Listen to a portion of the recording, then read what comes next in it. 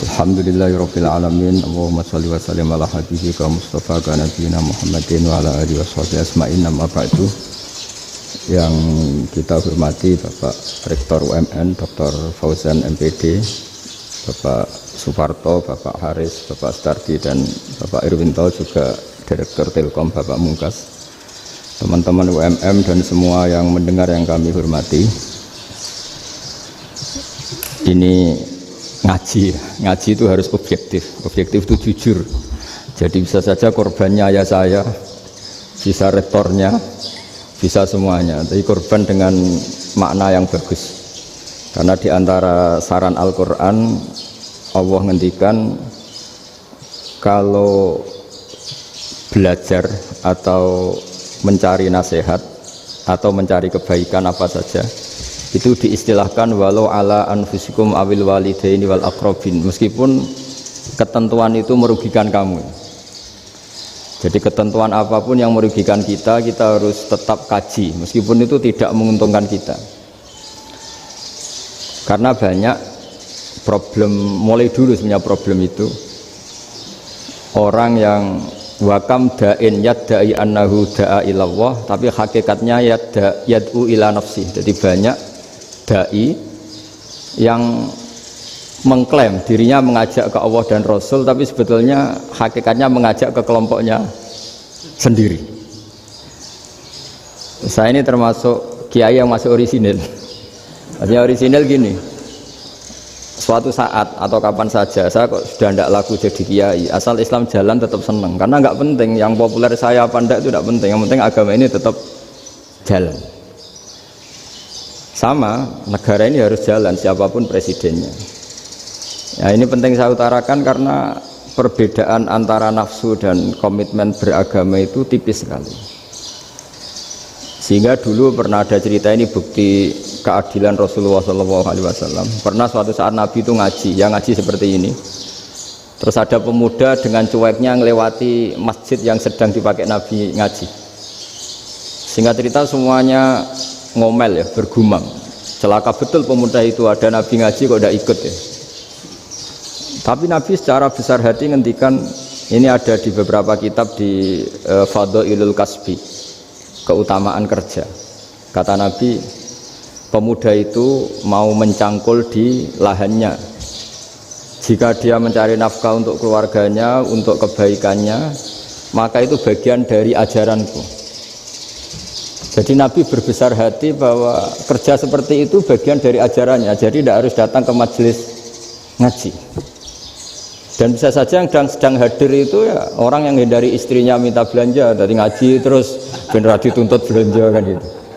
Mungkin anak-anak UMM yang kesini daripada tengok-tengok yang Malang bosan jalan-jalan ke Rembang gitu. Nah, jadi nggak mesti benar juga niatnya gitu. Jadi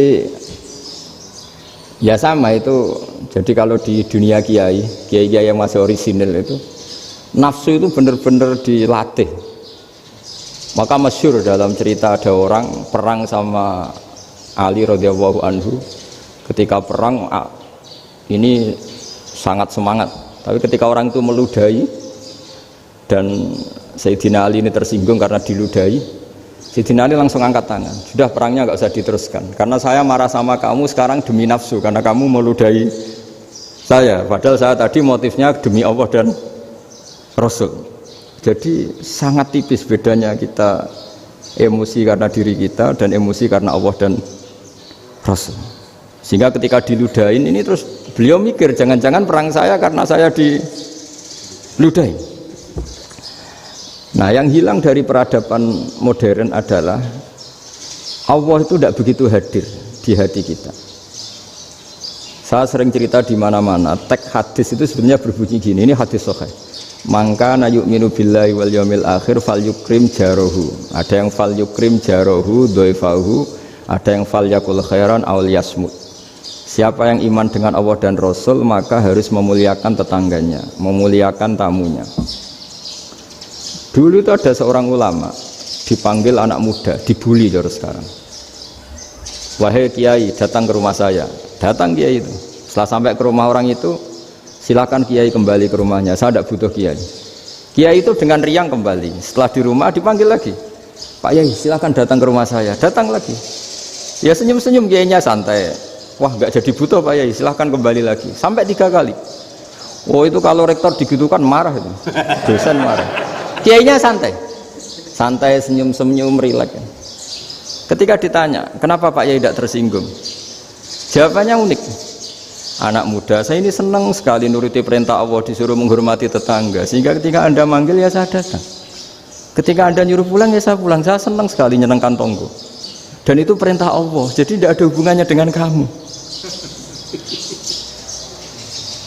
Wah pemudanya nangis minta dimaafin. Kalau kita kan enggak, kita ini dosen, kiai, mungkin kita doktor, mungkin kita profesor. Tapi kita ini sering didikte oleh orang bodoh. Kalau orang bodoh itu jengkel, lo kita ya jengkel. Lo kamu jengkel, dijengkelkan orang bodoh itu namanya terdikte. Itu bodoh apa pinter? Oh itu tidak pinter sama sekali. Kalau betul-betul kamu pinter, hanya bisa didikte oleh Allah Subhanahu wa Ta'ala. Jadi antara hukum Allah apa? Wa ahsin man asa'a ilaika, berbuatlah baik sama orang yang berbuat buruk sama Anda. Itu dikteannya Allah. Kalau dikteannya orang-orang bodoh kayak dimangkel ben mangkel, terus kamu mangkel. Itu bodoh apa pinter? Nah, problem kita kekinian adalah wong pinter, wong bodoh itu podo-podo bisa didikte oleh sekelilingnya. Sekarang wataknya perempuan seperti itu, wataknya anak-anak seperti itu, kita didikte. Anak-anak jengkelin kita mangkel, berarti kita didikte oleh orang bodoh. Makanya agama itu unik, kadang ngendikan wa ahsin man asa'a ilaika, kadang wasil man qata'aka, sambunglah orang yang memutus kamu. Karena dengan demikian kita hanya didikte oleh Allah Subhanahu wa Ta'ala, bukan didikte oleh hukum sosial. Cara Jawane nak ngapiki tangga sing apik akeh tunggale.